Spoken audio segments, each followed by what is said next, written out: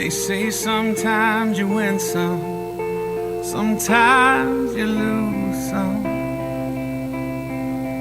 And right now I'm losing bad. I've stood on this stage night after night, reminding the broken it'll be alright. But right now, oh right now, I just can't.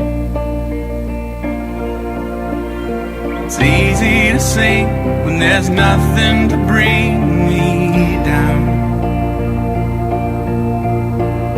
But what will I say when I'm held to the flame like I am right now? I know you're able and I know you can save through the fire with your mighty hand. But even if you don't, my hope is you alone.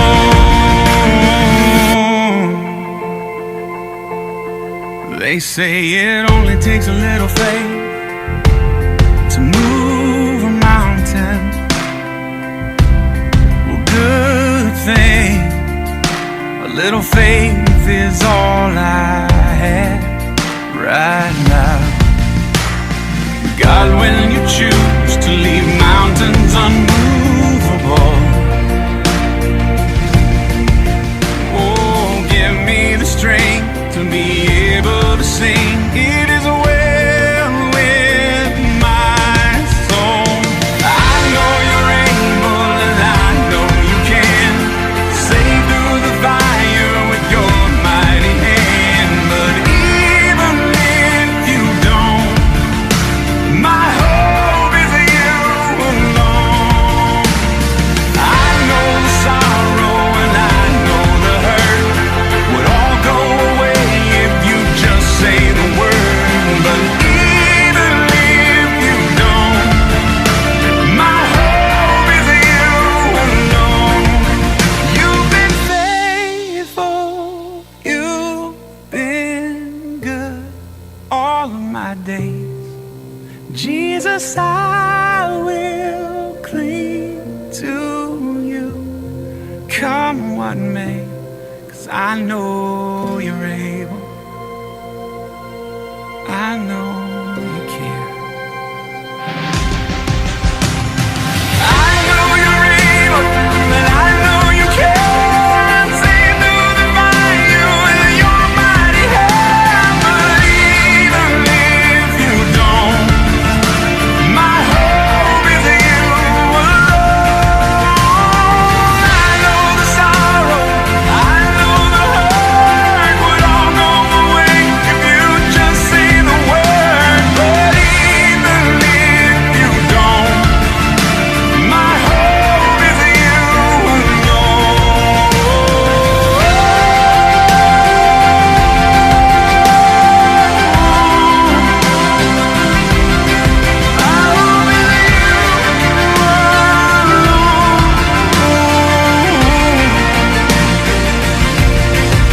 It is well with my soul. It is well, it is well with my soul.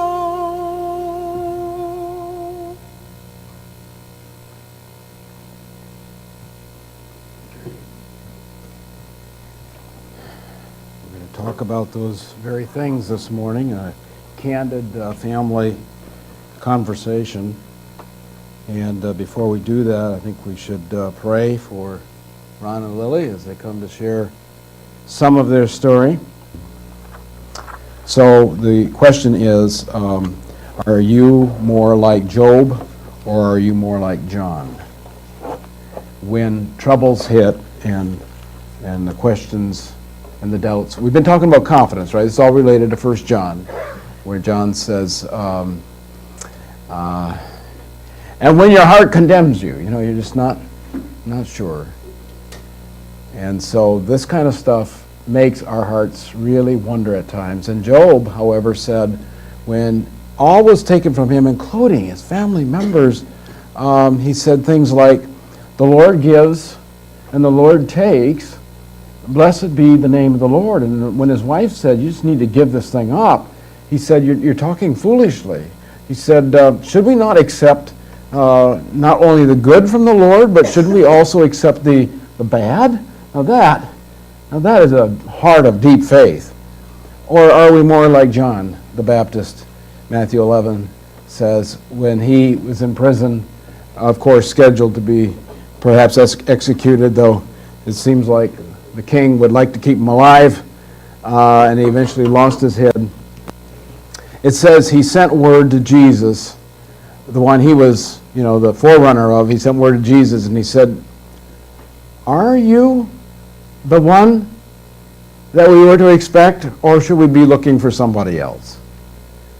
And I don't know how you respond. Maybe you respond differently at different times, but some of us can find ourselves in Job at times, and maybe many times we find ourselves with John, right?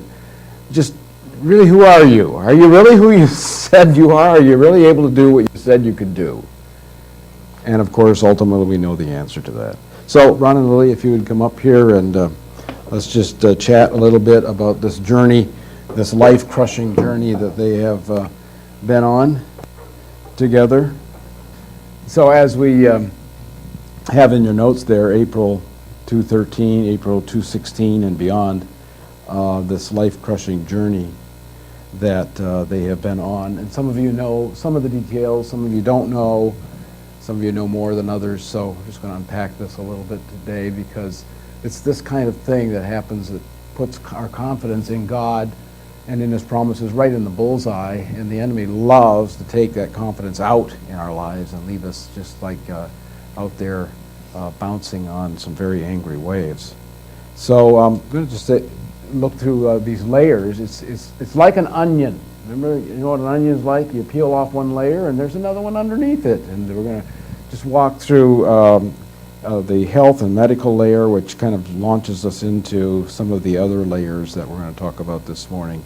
And so, Ron, if you just get us going, and I don't know, which part Lily should jump in and interrupt you, or you should interrupt her, but please feel free to do either. Okay, don't. And your tag team here, this kind of thing. But take us back to where this portion of the journey we're talking about today began, and why the health and medical layer. Well, Lily and I worked together at Metron, and I was in physical therapist assistant. And April 2nd is Lily's birthday, and we went out to dinner. She wanted to go to a restaurant over by Carson City because they had free taco night. I woke up about 2 o'clock Wednesday morning in excruciating pain in my right lower quadrant in my abdomen. And I laid in bed and got up at 5, took a shower, and just was out sitting at the snack bar sweating profusely. And I told Lily I'm not going to work. I called in. I said, it's either one of three things: food poisoning, gas, or appendix. And it turned out to be my appendix. Went to the hospital that afternoon when Lily came home. They said the appendix were inflamed, needed to come out. They weren't ready to burst anywhere close. A lot of people think when they hear this, it's because my appendix burst. And they were going to do surgery that night. It was postponed until the next morning because they had a baby delivery at Greenville Hospital. And I told Lily, well, surgery tomorrow, the rest of this week off, and next week off, and go back to work. Well, little did I know, it spent, 8-9 weeks in intensive care? Had surgery, came out of surgery, and I couldn't breathe, couldn't swallow. And when they took a tube out of my throat, my uvula, the part that hangs down your throat, was laying on my tongue. And I was walking, and as the next day I couldn't walk, and there were no bowel sounds, no urinary sounds, no stomach sounds. And the doctor came in and said, I think there's a problem, I think I made a mistake. And I said, well, go back in, do a CAT scan. He says, well, procedures wait 72 hours. Can't go back in for 72 hours. And I remember I called Lily at work because he came in and was going to discharge me home. And I called her at work, and when I was on the phone with her, I was just in excruciating pain. I was doubled over. It took 3 nurses to hold me down and get my IV back in. And I explained it to her. It felt like a ripping. What I felt was like an old snow fence, wooden snow fence breaking, is what it felt like to me.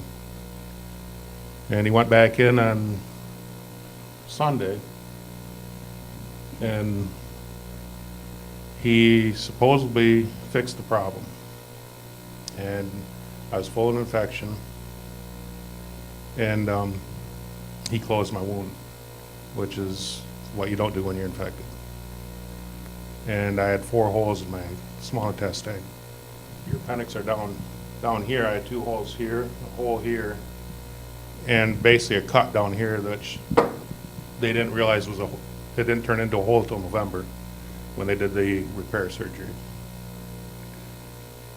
And Lily probably can follow in the best, because I don't remember those 8 or 9 weeks of my life, except the hallucinations and nightmares, which I'm still living through at times.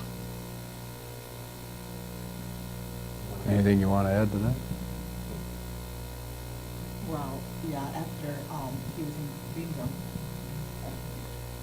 We just want to catch it. We want to record it so we hear your story.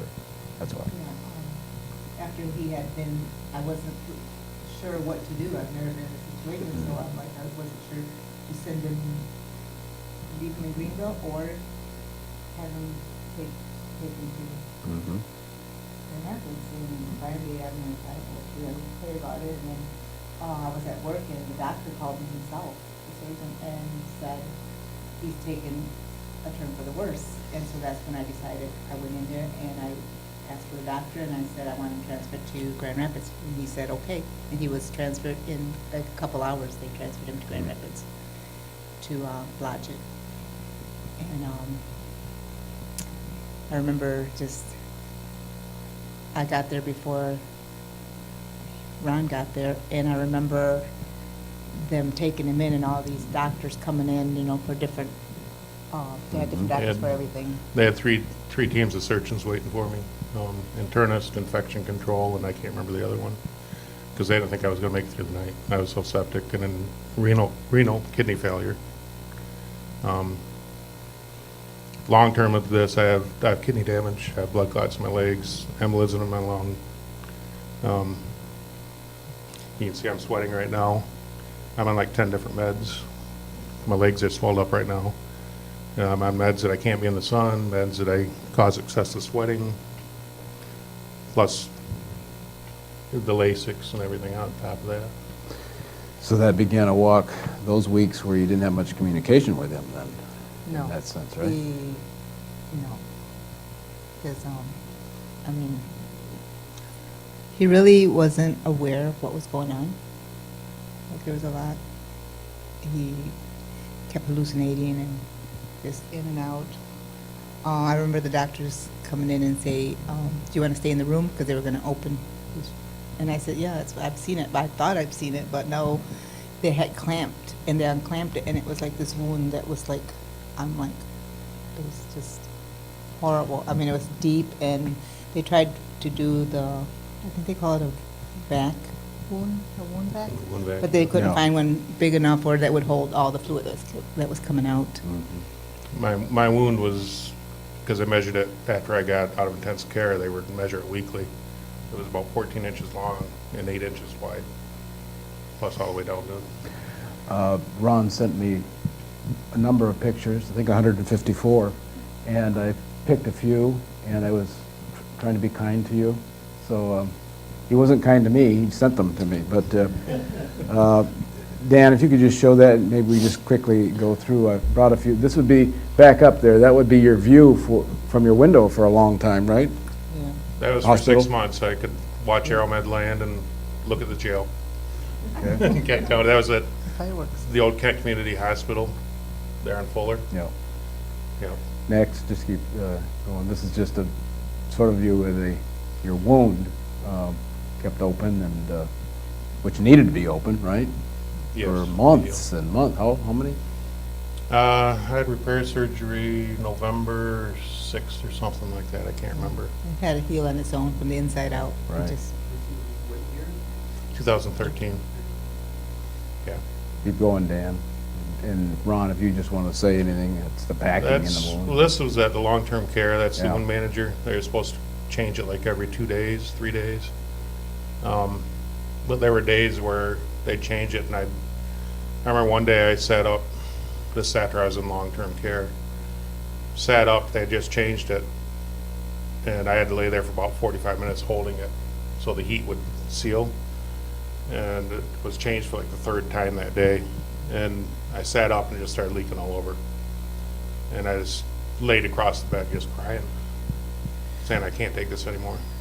I just can't take it. Keep going. Let's kind of get the other layers here. That's a picture of a few of the, what do you call that, a Christmas tree? Or? Yeah, I was voted the biggest IV pole ever. There were 8 to 9 bags a day going in me. TPN to keep me alive, plus everything else. That was on my birthday in July. People from church Church came, though. came. Yeah. And I would, after I was in long-term care, or LTEC is what they called it, I'd go 2 to 3 times a week to Butterworth or Blodgett, usually Blodgett. And it had to have critical care team with the ambulance, the nurse had to be with me. So every AMR team, ambulance crew from here to Muskegon knew me.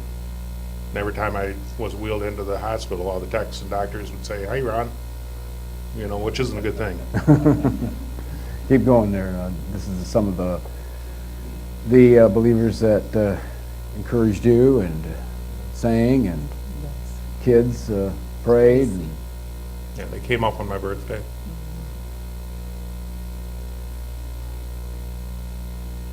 reminded me of our excursion over to Cal there. Recognized 2 of those kids in that picture. Grandkids. I couldn't walk for 4 months. I used to tell Lily I'll never walk again. I was a Hoyer lift. And going from doing physical therapy on people that had strokes, traumatic brain injuries, hips, knee replacements, to being on the other side of the fence, Mm-hmm. And I wasn't a nice person to be around. Many nights Lily left the hospital crying because of me. Yeah. Keep going. Nice ride. It's fun, yeah. Mhm.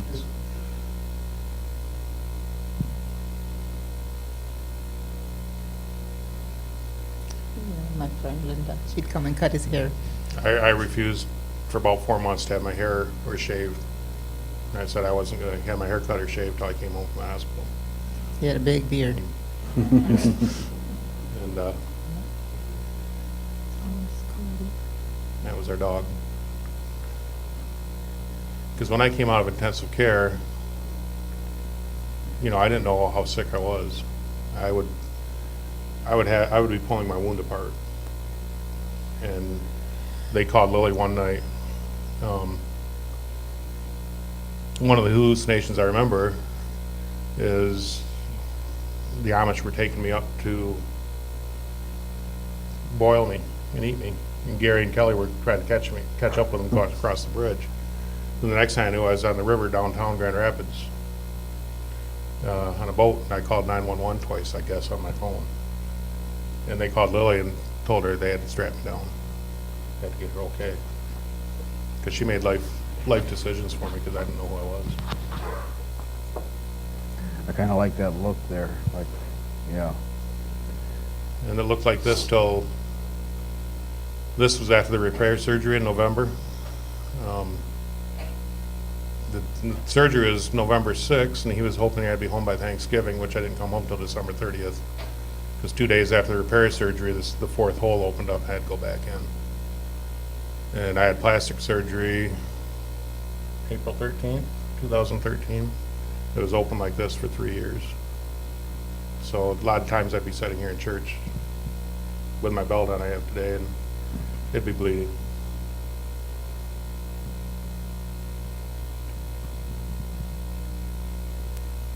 That was after the plastic surgery. So, health and medical turned into some financial issues, right? Doesn't take, you find that it doesn't take long to use all your money in a hospital? So, That's Gracie and Elijah, they've been here. yep. Yeah, we, like I tell people, we weren't overfinanced, you know, when I went in. But overnight, you know, like I've told Pastor that about 8:30 on April 3rd, 2013, I was forced retirement. And you lose 2/3 of your income, because in therapy I made double what Lily makes. You know, to be honest, you lose 2/3 of your income overnight. What do? You know, But I want to say something too. Yeah, that was scary. Ron's the one who always paid the bills. He did everything, and I had just recently said to him, "What if something happened to you? What am I going to do? I don't even know where to start to look for where you pay your bills, because he does everything on the computer." And I'm like, and then this happened, and I had to learn really quick how to take care of the bills. And it was scary at first, and then I just prayed. You know, I'm like, okay, God, I know you're a big God, and He can do this. And He did do it, because I was never late to any of the payments. There was always a way. God always provided. First thing was the tithes. Always couldn't afford not to pay my tithes. And He just provided through so many different ways. And there were, I mean, like he said, his income was more than mine, but you know, God always provided. The whole time he was there, the bills were paid. I had my little notebook, and I would write it down, because I didn't know how to use the computer, so everything was on paper.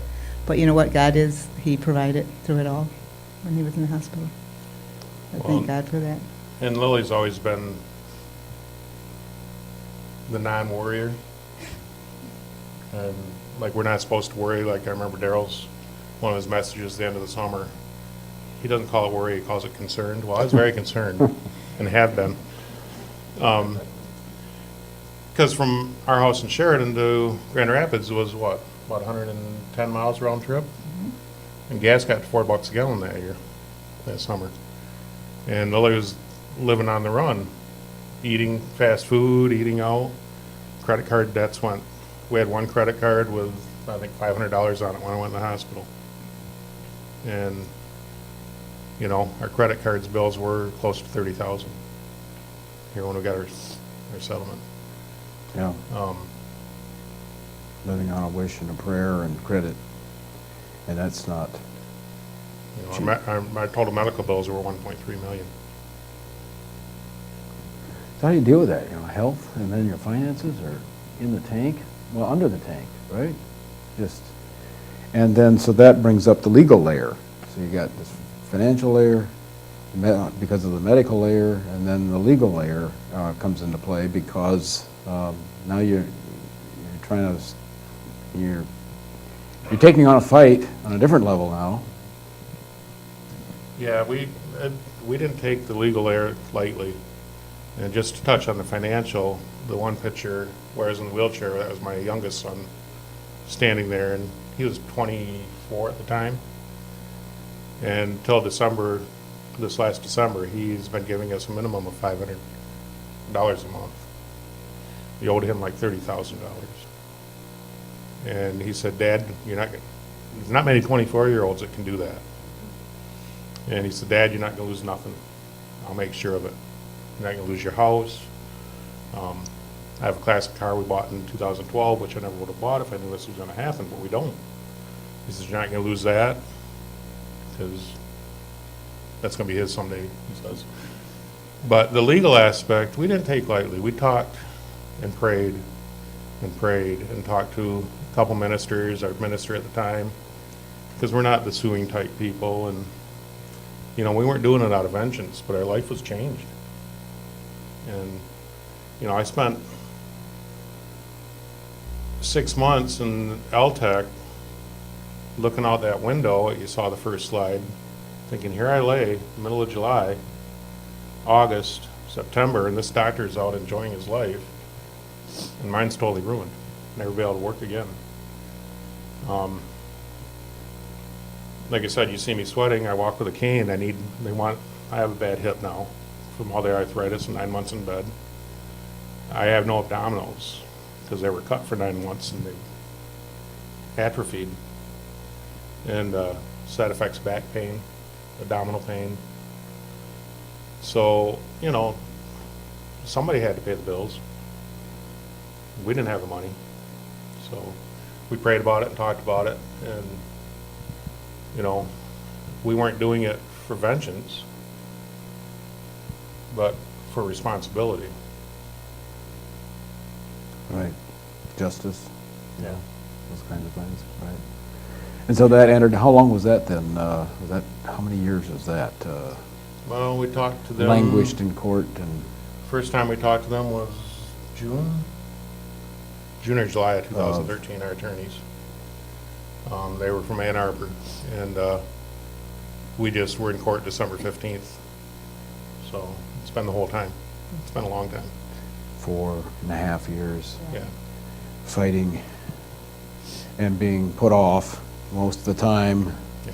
delayed, canceled, and on and on and on it goes. And you know, in Michigan, plus it happened in Montcalm County, you know, if it would have happened down in Kent County or Ann Arbor, it would have been a whole different story, you know, legally, because of the rural area, because Greenville's Montcalm County. Right. So we keep peeling the onion, you know, medical, financial, legal, and then family. I mean, you still have family, and life goes on, and that doesn't always go well, right? You've got your son helping you. That's a big plus. Wow. But Lily, you lost a son. I mean, and things just, you know, in some ways seem to spiral worse. Well, then, if I can touch too on, not to get back to that, but June of 2014, Lily had to have her appendix taken out at Carson City. And I was more nervous than her. The doctor came in and he starts in the room saying, "Oh, it's what's going to happen, that's what's going to happen." I said, whoa, wait a minute. He says, "What?" I said, "Let me show you my appendectomy scar," and I looked at my shirt. Oh, okay, let me start over. And I was very nervous, more than Lily was, I think, Yeah, I wasn't nervous. you know. Even after seeing all that, you weren't nervous. You know.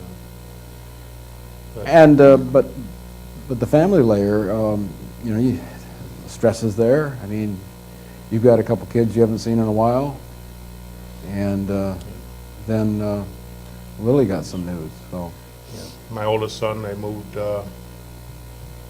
August of 16 to Italy for a minimum of 5 years. His wife and our granddaughter just turned 5 on the 15th. Haven't seen her in 2 years. They're working with Homeland Security. My daughter's been estranged from us. She's 30 since July 2016 because of her lifestyle decisions she's made. yeah. Last I knew, she was in Lansing. I don't know. You know, Dave and I have talked about that, and there's only so much to do. And then what happened with your life, Lily? July 13th was a Sunday. I was getting ready. I was about ready to walk out of the house to get in the truck to come to church. Lily was working, and as you know, Lily and Kelly both work the same weekends because they're not here every other Sunday. And they work on the same hall together. And my phone rang, and it was Lily's mom. Well, they had left, I can't remember, Friday or Saturday to go to Texas because there was a family reunion coming up or going to see her sister. And I answered. I thought, probably an emergency, something going on. And Lily's mom was crying, had bad news. They had got a call from the Wisconsin coroner that our 33-year-old son, Jesse, Lily's oldest son, had passed away. And perfect health. He was a tree climber, cutting trees for like Trees Incorporated over in Wisconsin. We got a couple pictures, I think, of with the saw there. He knew how to do that. It's Gracie and Elijah's mom, or dad. That picture is Lily's cousin that passed away this summer. And Gracie and Elijah, when you've seen them here, she's the one with the red hair. March of 2014 or 15, their stepfather, who was a great guy, he was one of our wounded warriors. And Jesse and him got along great. He was killed in an accident in Lansing. And a year or two later, they lost their father. And Lily lost her son. And that was the longest drive ever for me from Sheridan to Belding. I called Metron, got a hold of Kelly, and I says, I don't know where Lily's phone is, but make sure she does not have it till I get there. And I told her, and Kelly was kind of in shock. And I thanked her. I wasn't the net. I was not mean, but I had focus of my wife. And if there's anybody else nobody else I would want there other than Kelly, Lily's best friend, to be there. Daryl came. Dave, I think, was coming across the bridge that morning on the way back from his mom and dad's, and Gail was out in California. So, but, Yeah. and that's added to the finance, not to make light of any of it, but that's added to our financial burden too. That funeral was about $11,000. We owe $3,400 on that still. Virtually no one has helped pay for it. Jesse still does not have a headstone. We'd like, that's about $2,000. And that, we need a headstone on that grave. Mm-hmm. Yeah. Matter of fact, Lily's up here in a lot of pain today. She stopped at the grave Right. yesterday. Walking back to the car, she fell on the ice, full force, hit her head on the ice. So, a couple more layers. Relationships. How do you survive? The psychologists tell us about the sort of things that happen to us that cause the greatest stress in life. And of course, you got death of a spouse and other losses in family, and there's a whole list there. I think that these two have a whole lot of them added up together all in one. So I don't know what you want to share about that, but just remember there's stress in a relationship then. How do you deal with that together and stay together? A lot of couples don't, you know that. We've had a lot of rough roads. Yeah. I haven't always been the nice person that, like I said earlier, Lily left the hospital a lot of nights crying because I was so angry and mad. I think we'll touch on this probably later. And I still have days where, I get overwhelmed. I still suffer from depression and panic attacks and anxiety over all this, which we'll touch later, I'm sure. And when you both have pain, and you're both in pain, how do you help each other's pain? You got so much yourself. Would that be fair? A fair statement? Yeah. Yeah, because I have the physical pain from everything still going on. And Lily has the emotional pain because that's her son that she gave birth Right. to. It was my stepson, but it's not the same. So then it's hard. It's a hard balance. Very hard. You can't do it. I don't think you can do it on your own, can you? I mean, as awful and as rough and as, I guess to use the word bad, it has been, you still can't do it on your own. Well, I made the statement a week or two ago. It'd be nice to be able to wake up someday and not have pain. And Lily's response was, "You will one day." Mhm. Yeah, but I won't be here. It'll be better.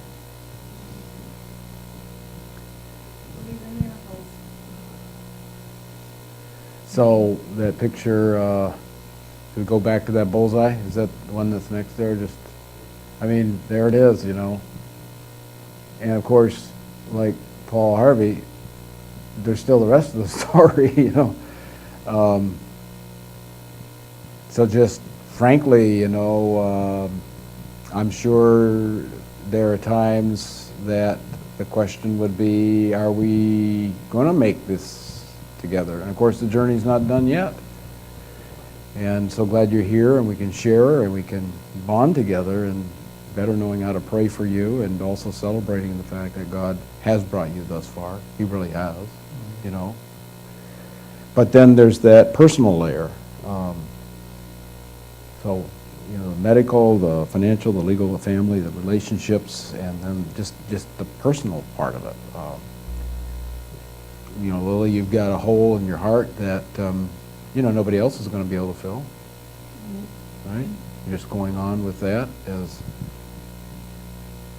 and then you are in a whole different mode than you expected to be at this point in your life. So who's Ron? I mean, this affects you personally. Can you share anything about how you feel about life or being alive or who you are, or how does that affect that? I'm glad I'm alive, you know, by the grace of God. He brought me through this for a reason. I've asked why, but I've also learned who am I to ask why to the Almighty God. He doesn't owe me an explanation. You know, I was angry. Lily brought my Bible in after I got out of intensive care, and I said, take that away. I don't want to see it. I don't want it. She says, well, I'm going to leave it here on this nightstand, and there it sat. You know, I've got a little book here from the hospital. It's from the chaplains. It's got a lot of verses in it. It's been in here since April of that year, or June. And I've read a lot of those verses I go back to. But it's hard. I was raised to work. I can't work. Like I used to tell the nurses, my summer vacations ended when I was 11 or 12 years old, working on the farm and everything. I says I wasn't planning on my first summer vacation at 41, 42 years later, laying in the hospital. It was my summer vacation. I have a very low self-esteem and opinion of myself. You know, one neighbor asked me, you know, well, a couple years ago, he said, when are you going to get off disability so I don't have to support you anymore? Well, that don't make you feel very good. You know, I didn't go in asking for this. People have reassured me, don't feel bad about it. You've worked 40 plus years. But still, when I go into, like, CareLink to get medical equipment, well, you're in Medicare. And I feel like I have to explain why. You know? Because that's the way I was raised. You work. Mm-hmm. What about you, Lily? Do you get people asking you or saying things that kind of like you wish you could respond differently, but you're trying to be nice? Well, I've had people ask me, well, do you feel bad that you're at work and he's not? And I'm like, well, I always say no, because, I mean, I didn't ask for this neither, but neither did he, and it's not his fault that he's not working. So I'm like, yeah, I mean, there's days that I do, I mean, I don't know, neither one of us asked for this, and this happened shortly after we were married. Right. So, Yeah, we were married in 2008. you know, And then when you read the medical reports from our litigation, the doctor put right in that he went in blindly. He couldn't see where he was going. You know, he didn't go in laparoscopically first. He went in up here, the appendix down here. And I had a small bowel obstruction surgery in 2009 and a scar tissue, and he went in blindly. And during one of the nursing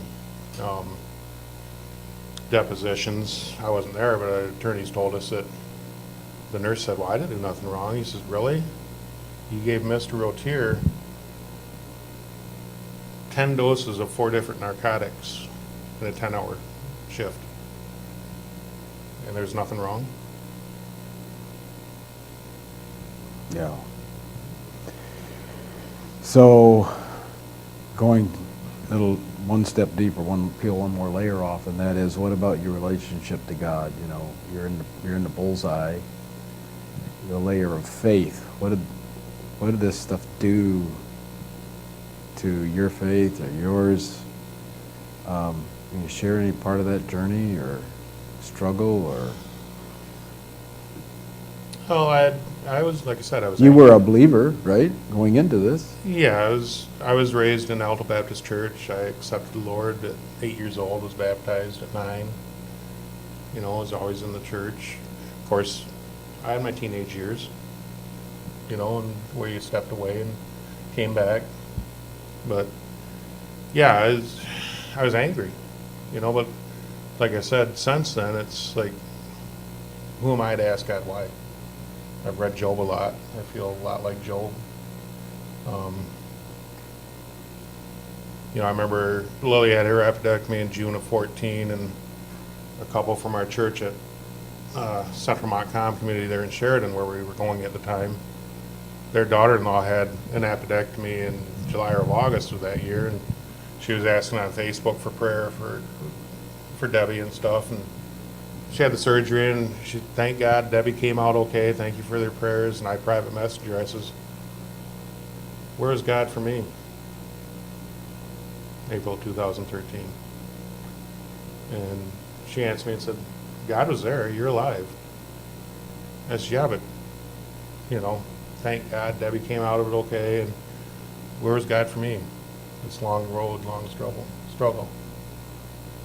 So it took a long time. Yeah, it takes a big hit. And like I said, I still have my days. Mm-hmm. Oh, I'm yeah. still where I'm not a nice person to be around. Yeah. Yep.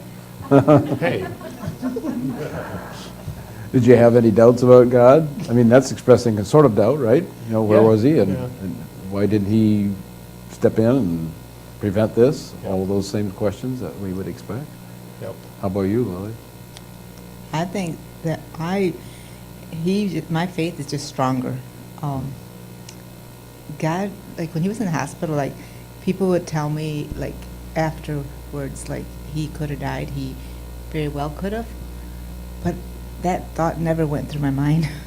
God protected me from all those thoughts because I never thought that he was going to die. I just never did, and I know it was God that protected me from that, Yeah, from those thoughts. absolutely. Yeah, and so I've always just, my faith is, I try to keep positive all the time. I mean, you know, so my faith has grown more because I know that God's the one who brought him through. Everything has brought me through everything. With Jesse, you know, when he passed, I mean, I still have my days when it just hurts so bad, and I just have my cries. But I know that God took him at the time when he did for a reason. Jesse had turned his life back to him, and he was ready. So I thank God for the timing. I mean, I love my son and I miss him, but I do thank him that he took him when he did, because what if he would have turned from God later and not received God? You know, it's just, he was so excited about going back to church, and he was excited about so many things. And when I look back, it was all God's timing.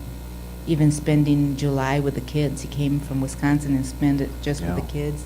Going to Florida, taking just the kids. When I look back, it was all just God's, the way he planned it all.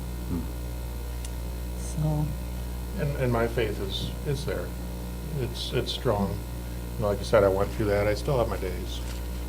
And I think we all do. You know, that's why Pastor has been in this series about doubt and confidence. And I've had, people say, why do you think this happened? And I've told Lily this, I said, there's two things I can think of. I will never know. I don't know if God will ever tell me when I get to heaven. Like I said, who am I to question God and why?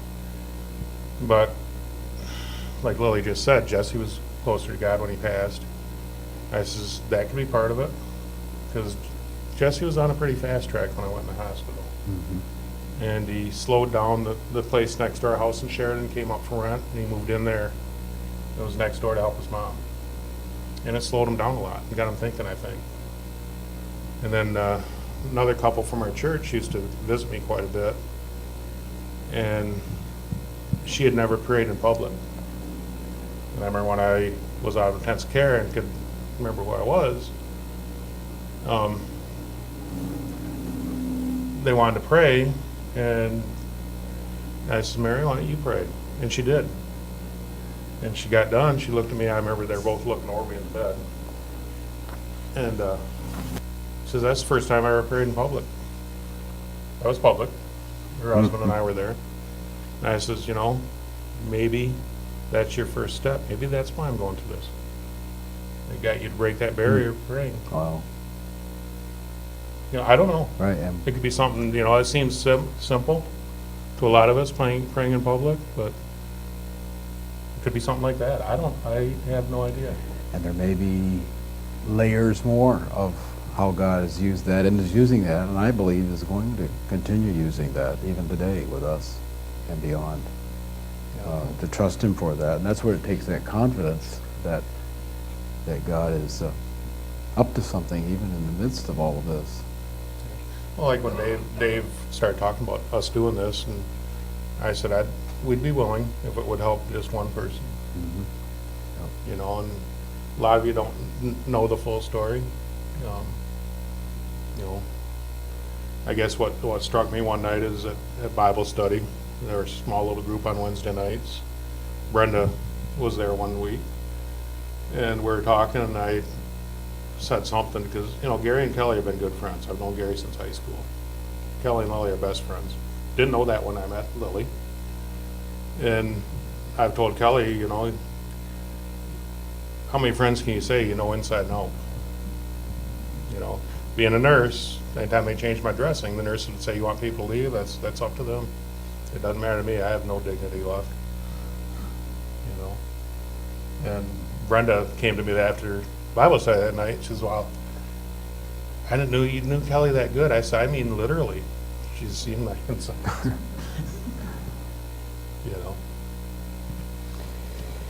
Well, now you know how to better pray, right? And also thank God for His faithfulness through all of these things. Going back to 1 John and wrapping it up, remember how he said there at the end of chapter 3, if our hearts do not condemn us, we have confidence before God. And then it says, those who obey His commands live in Him and He in them. Christ lives in us. And then it says, and this is how we know that He lives in us. We know it by the Spirit He gave us. And that's the hinge point of this confidence. And so if you just want to take those 4 words with you that you have in your notes there, it would be Jesus' presence. That's where our confidence comes from, Jesus' presence in us.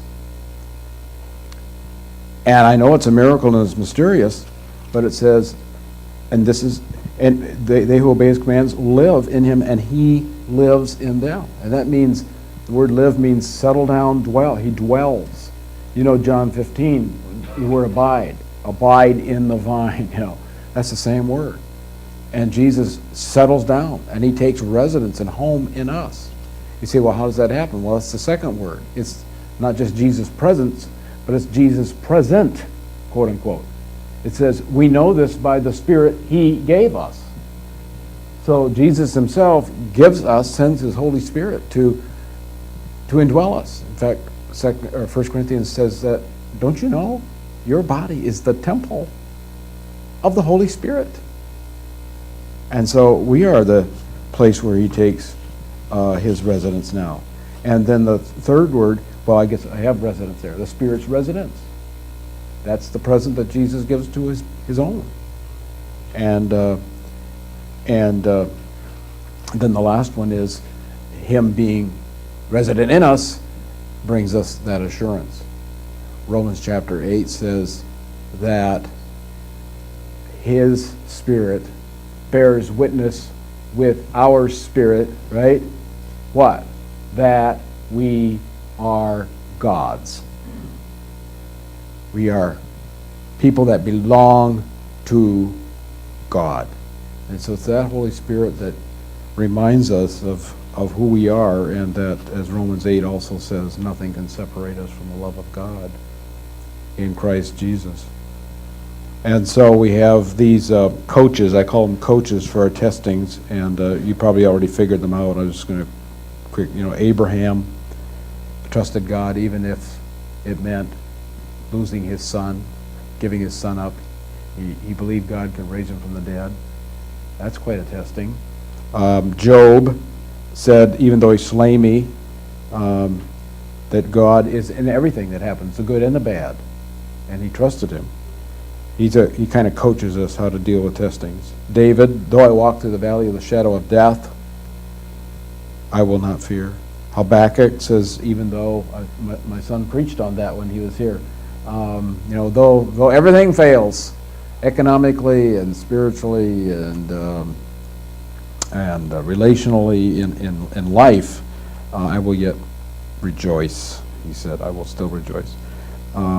Joseph, there in Egypt, said, you meant it for evil, but God meant it for good, right?